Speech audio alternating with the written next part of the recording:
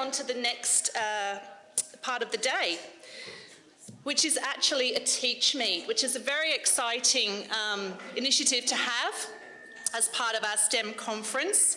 So I'm sure you're all familiar with the idea of a Teach Meet, which is where we have a panel of educators who have brought a presentation each about their practice, some of the projects that they're working on and have been working on.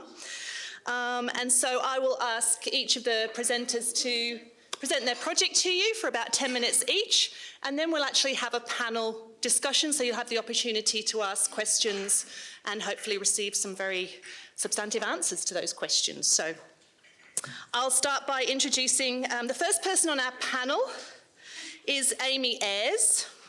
Many of you may know Amy. So Amy is a passionate science teacher with 20 years of experience across sectors, states and countries. For the past 6 years, she's been the head of science at Northern Beaches Christian School and more recently, concurrently director of academic projects. Amy serves as a counsellor on the boards of the Science Teachers Association of New South Wales and also the Teachers Guild of New South Wales. She works to improve the teaching and learning opportunities for teachers from all sectors and their students. Amy also acts as an educational consultant for a range of institutions, including UNSW and the Cancer Institute New South Wales, where she prepared programs and resources to support the New South Wales science curriculum.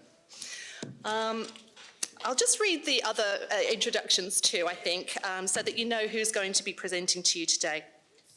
Dr. Simon Crook is Director of Crook Science, an award-winning STEM education consultancy and Honorary Associate at the School of Physics, the University of Sydney.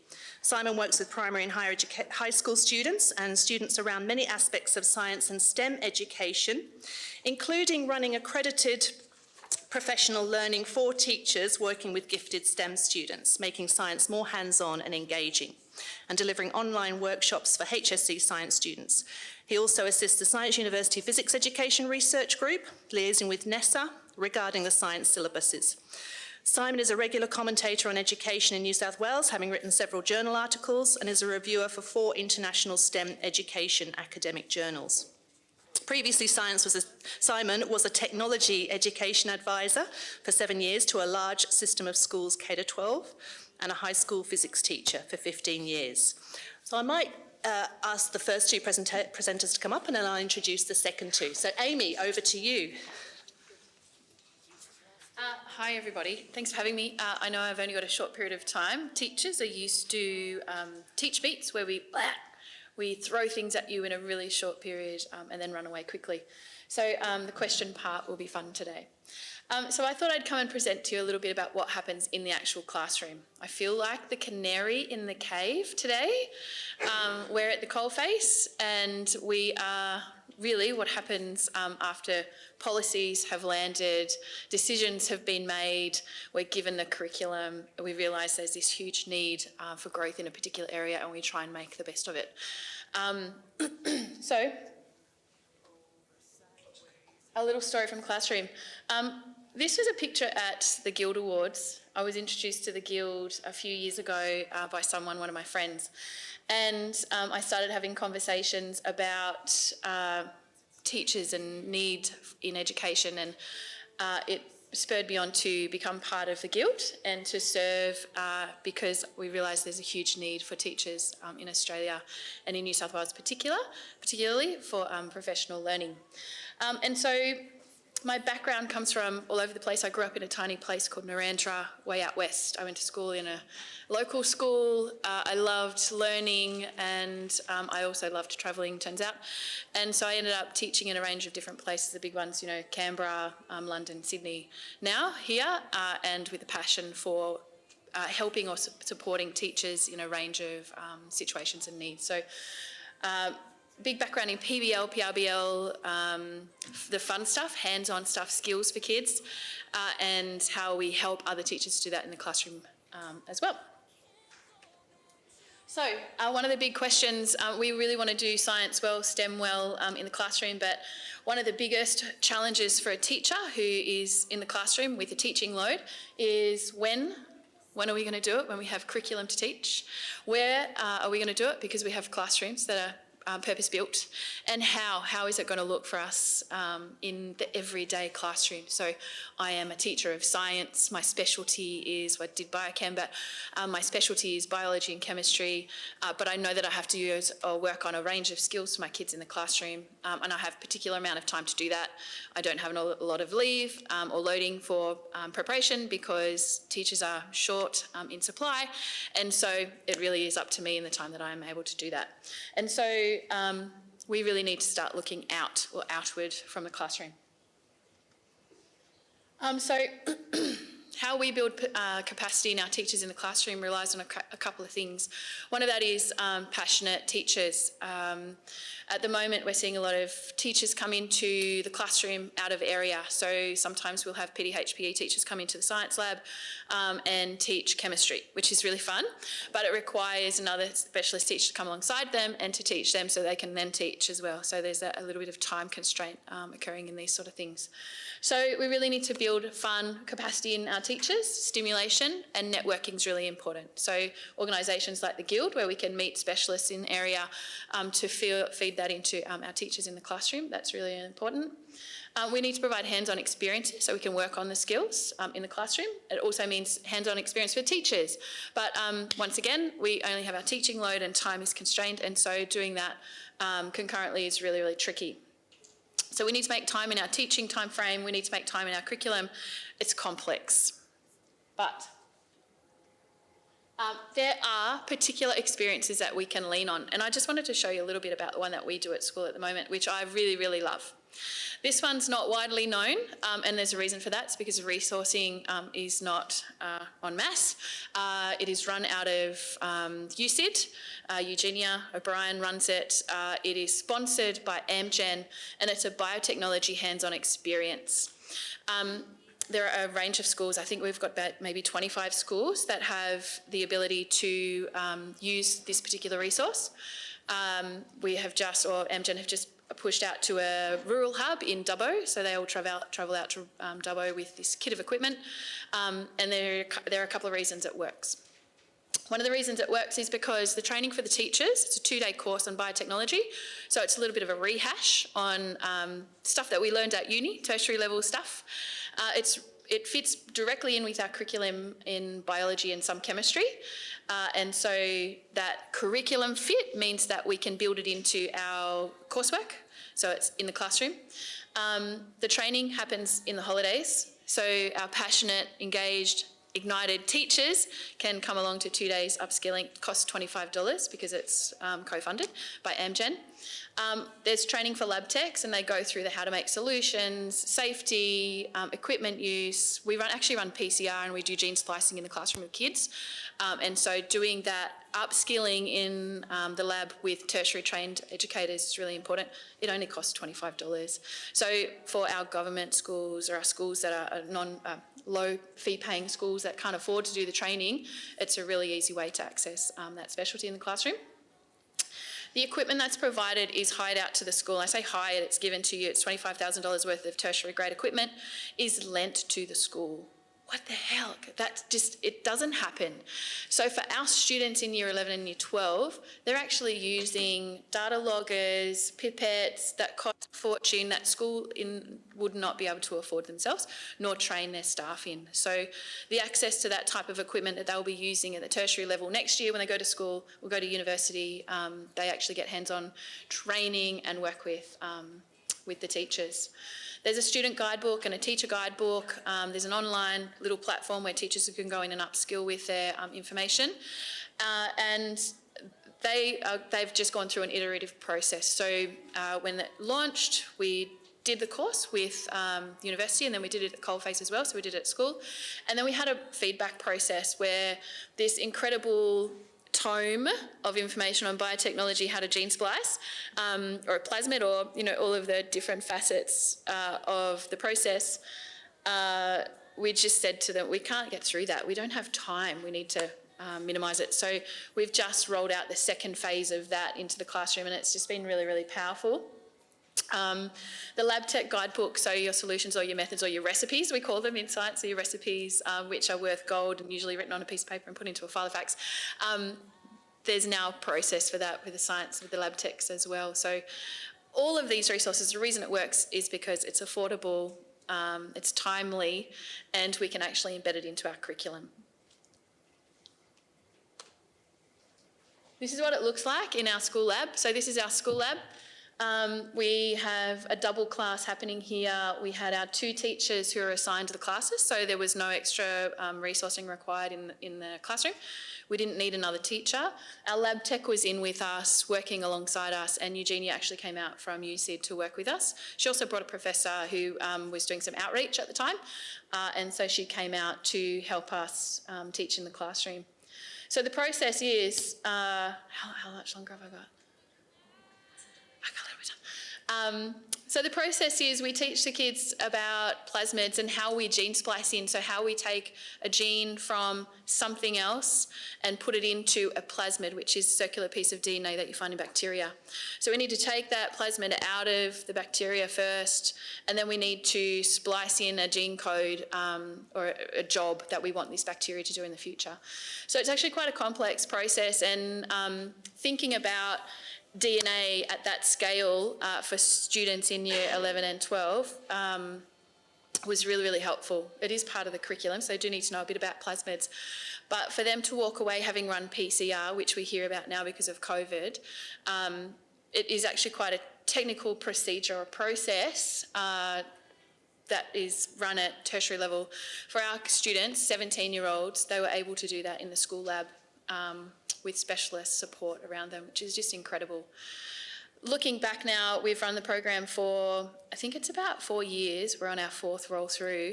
Most of the students, so in terms of success rate, most of our students have gone to university tertiary level to study biochemistry, which I think is fascinating, and it comes back to the part about you can't be what you can't see. And so having that specialty opportunity in the classroom that is linked to the syllabus, so the question about would you have done it had you not had to, is really pertinent. So making sure that the project or whatever it is that you're doing fits in with the curriculum really well. It's not extensively, it's not a cost on time or resources for the school because equity is an issue. And then really thinking about is it successful? Are we seeing students go into the arena afterwards? And for us, it has just been exceptional. So that's my presentation today. Okay, morning everyone. So in putting my hand up to do a teach meet today, I was trying to think about, well, it's only 7 minutes, so what can we talk about? So I was trying to think of a good news story, and I'm very lucky to work at lots of different schools, and fortunately there's a lot of good news stories happening. But this one's happened this year, and I've been involved in systems that have had projects called authentic learning, and you know, that can look good and it can sound good, but this story that I want to tell you about is the most authentic learning thing I've ever been involved with, certainly in recent years and possibly ever. So here's the context. I work with primary schools and high schools in a manner of different ways. There are 2 one-stream tiny little primary schools not far from Sydney Airport who are merging. So we've got OLA in Pagewood, we've got St Agnes in Matraville, and they are joining to form Sacred Heart Primary, which will be on the Matraville site. And so I was asked to come in to help get both schools to get their science and technology curriculum aligned and to help develop, to make science alive with their students, and also to work with some of their gifted students. And so just in terms of the location, there we are, within parochial Sydney kind of mindset. The eastern suburbanites often don't think of this part of Sydney as the eastern suburbs, more the southeast suburbs, very industrial. There's some lovely little communities, but again, single stream schools not really perhaps viable, hence the merger. But that brings a lot of disruption to the community and just a lot of practical things to consider. And so I was working with the stage 3 teachers. Being so small, they actually teach combined stages at the moment. So 5 and 6 together. and we were looking at material world, and it was the second material world outcome, the kind of like the properties of materials outcome, which is sometimes seen as the not as fun outcome, because you get to mix things in the kind of like the more chemistry side of things in material world. And they do properties of materials in stage 1, 2, and 3, so there's a danger of repetition. So if we're going to bring this kind of alive. Now, it's suggested within the curriculum that students perhaps design a new playground or something based on the properties of the materials to make those choices, which is a great suggestion within the syllabus. But I was actually just in one of the 2 staff rooms, and it is a bit crazy jumping between 2 sites when there's a merger happening. And we're just planning away. I was thinking, look, what we need is an authentic context for this kind of we've got a building program, a massive building program going on here.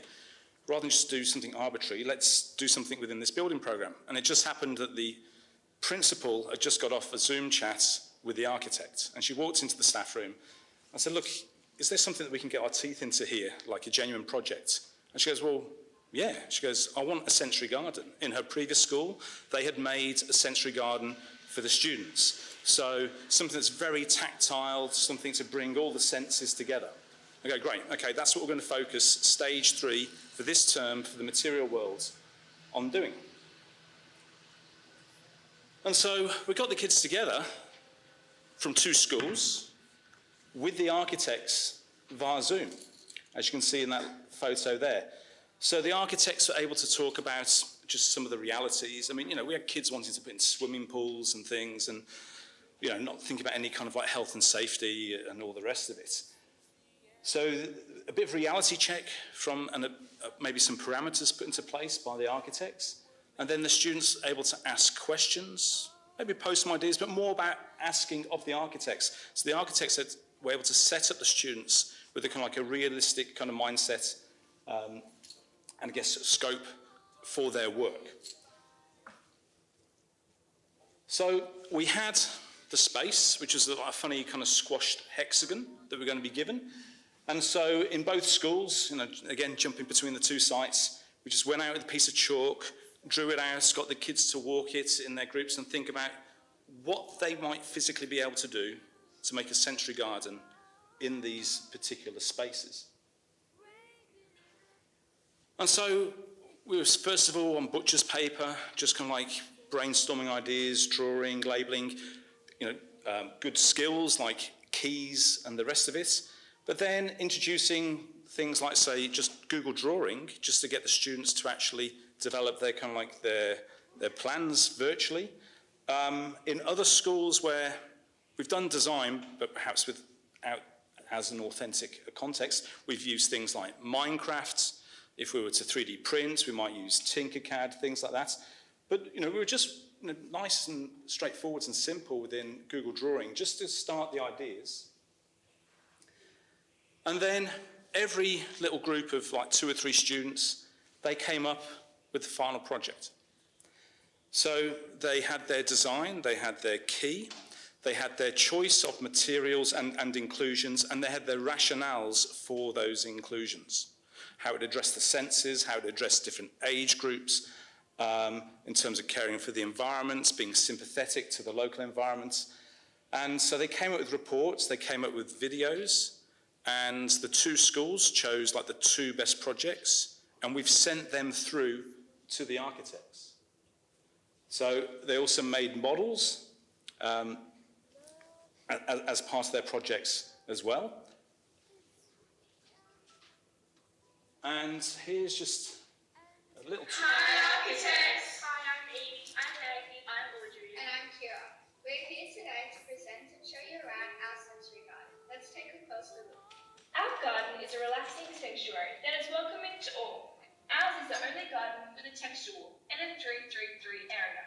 Hear, touch and feel. Away from the central garden for a more relaxing feel. We are also the only group with a water pipe that runs through the garden to hydrate the plants and herbs. This is an eye-catching feature.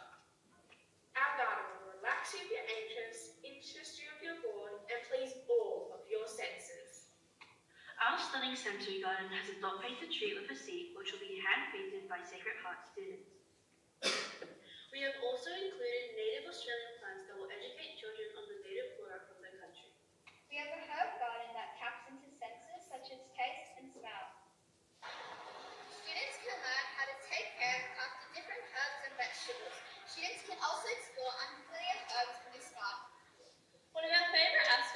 sensory garden is the 333 area. This is a unique and original idea that our group came up with. The area is a calming and relaxing place located away from the rest of the garden. 333 is an anxiety technique used to distress yourself. This strategy showcases through your senses: see, hear, and touch. Our garden is full of amazing plants, each chosen for a specific reason. For example, the dogwood tree is a deciduous tree, meaning it gives us shade in summer and sun in the winter. We also have chosen a variety of Australian native plants, for example, the Australian honeysuckle and the Canberra bells. They both have an aesthetic appearance and lovely smells. We also have a sand pit to engage our younger students and 2 different paths of rainforest and desert so students can choose their own adventure. As year sixes, we would love to leave behind a legacy. This sensory garden is a great way to be remembered by new students at Sacred Heart. We love our sensory garden and we hope you do too. Bye! So this isn't over. The architects have these currently. They are going to make choices within their remit about the best features from the 4 different projects that have submitted that they want to include. And so some of these students are year 6, so they won't actually get to actually enjoy it, but those that are year 5, they're going to go into their new school, which is open next year, and they're actually going to see some of their inclusions in there. So yeah, if you're ever down in the southeastern suburbs, I'm sure Rose, the principal, would love to have visitors. So yeah, pay them a visit. But yes, great work by the students there. Thank you. Alrighty. Hi everybody. Yeah, my name's Erin, Mackenzie, and it's so nice to be back at a Guild event. I started my career as a secondary science teacher in an independent girls' school, and I actually presented, I guess what I'd call now my baby research, back when I was teaching and studying part-time at the Guild Research Awards back in 2010, I think, might be 2011, I'm not sure at this point. And, you know, really my connection with the Guild and the support that I received then, you know, really helped me to, you know, I guess be where I am today. So, yeah, it's just so nice to be back at a Guild event after all these years. So what I'm going to be talking about today is a body of work that is certainly not just mine. So I work with 3 wonderful colleagues at Western Sydney University. Dr. Nathan Berger is one of them, but also 2 professors, Catherine Holmes and Catherine Attard, who some of you may have known from some of their other research projects too. So certainly I'm not taking the credit for this large body of work, but I'm really happy to sort of show some of our learnings with you today. So what I'm going to be talking about is this body of work that's looking at trying to localise, contextualise learning for kids in STEM. What we have been trying to do is leverage our position as a university to connect schools and teachers with industry. Because what we found was happening is that we knew that schools wanted to connect with industry, particularly in the STEM space. We also had industry coming to us and saying, we really want to connect with schools, but we have no idea how. Okay, and because of the really, you know, unusual role that universities can play in this space, there was just such an opportunity here. So that's what I'm going to be talking about today.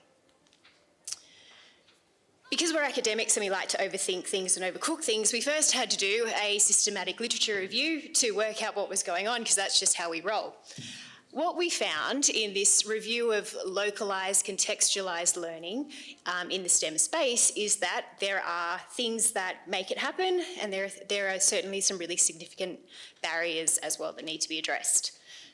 So in terms of the benefits of this style of pedagogy, where you're sort of getting the kids to look at what's happening in the space around them, and then, you know, as some of the other speakers have been talking about, leveraging what's happening in that space to then teach about what's going on, has some really clear benefits. So in terms of student aspirations, their enjoyment, their interest, intrinsic motivation, all of that stuff just seems to fall into place when it's linked with what kids are seeing happening in their space. We also see the development of those really transferable, important skills that, you know, we really, as educators, are so passionate about developing in our students. However, there's huge barriers around the time restrictions that teachers are facing and that schools are facing in terms of a really crowded curriculum and the amount of pressures that are on teachers to, do all the things that teachers have to do. There's also sometimes a lack of community engagement or a lack of knowledge about how to connect industry with schools and vice versa. So what we found also as part of this review, and this is a worldwide literature review as well, we found that these are the strategies that from all of that literature came out as things that help to enhance contextualised learning. And so what we wanted to do is pick out some of these things and see where we could develop some sort of program to address this. So what we've been involved in the last, I think this kicked off in 2018, we've been involved with a number of projects where large infrastructure projects have come to us and wanted to connect with the schools that are in the area where they're developing these big infrastructure projects. We're talking huge, like we're talking Sydney Metro, Parramatta Light Rail. We're now working with the Bradfield City Parkland Authority, which is developing a brand new city from a paddock for the first time in many, many years. So these are huge infrastructure projects with so many connections to STEM, to learning, to really engage and thrill kids about what's happening in their space. So in all of these projects, they're all a little bit different, but essentially what happens is the teachers come in and do professional development with us, but also with the industry experts. So as education lecturers, professors, for some of us, we talk about inquiry-based learning, project-based learning, how to integrate technology in that process. So that's certainly our role. We then also have the industry experts come in and speak to the teachers about what they're passionate about their role in the project. What's really important about all of these projects is that teachers are the subject matter experts and don't need us to tell them what to do in terms of designing inquiry-based units of work. We're throwing it all out there, and then we let the teachers, they go off and they plan an inquiry-based unit of work.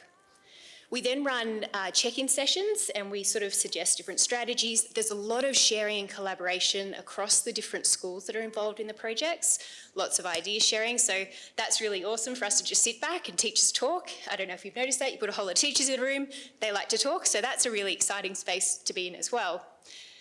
What we also then help the schools to do is to connect in with industry so the kids can then present back. So we've got that whole circular thing happening as well. And most of the time we also get invited, so we get to go to schools, which is what we like to do, and listen to kids really passionately presenting about their projects. What we've found, and this is just some teacher perspectives,